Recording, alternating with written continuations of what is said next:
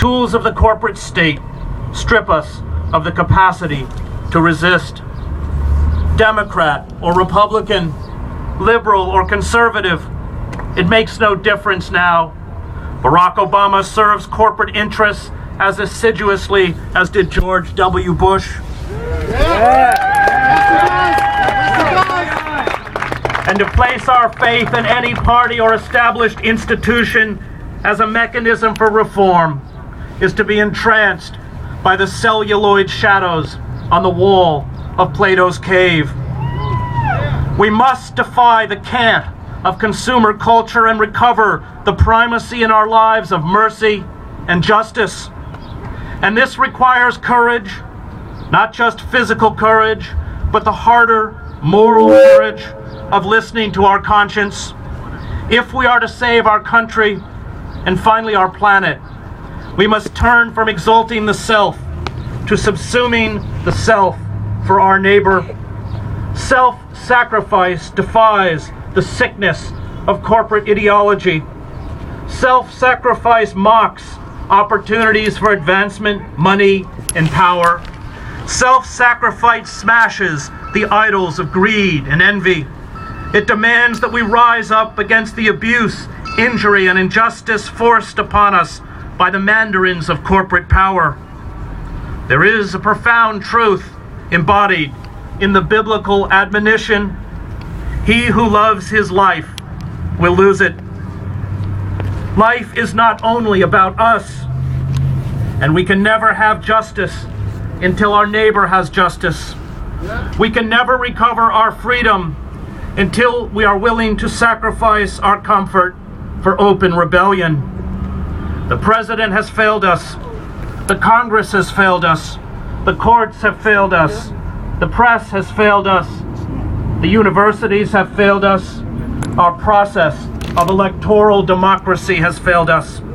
There are no structures or institutions left that have not been contaminated or destroyed by corporations, and this means that it is now up to us.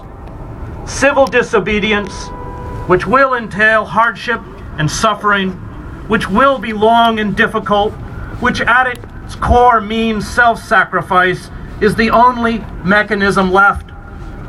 The bankers and hedge fund managers, the corporate and governmental elites are the modern version of the misguided Israelites who prostrated themselves before the golden calf.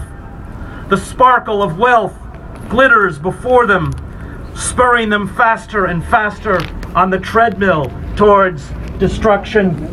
And they seek to make us worship at their altar. As long as greed inspires us, greed keeps us complicit and silent. But once we defy the religion of unfettered capitalism, once we demand a society that serves the needs of citizens and protects the ecosystem rather than serving the needs of the marketplace, once we learn to speak with a new humility and live with a new simplicity, once we love our neighbor as ourself, we will break our chains and we will make hope visible. Thank you.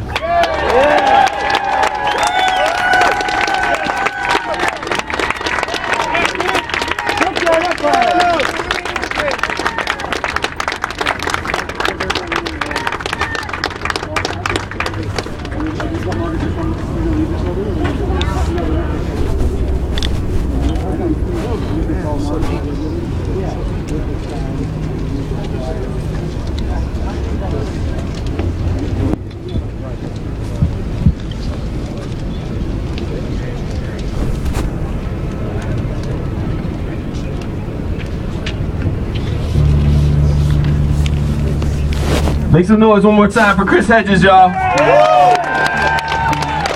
One of the most prolific minds of our time. One of the leaders of our struggle. So we gotta take to heart what he's telling us.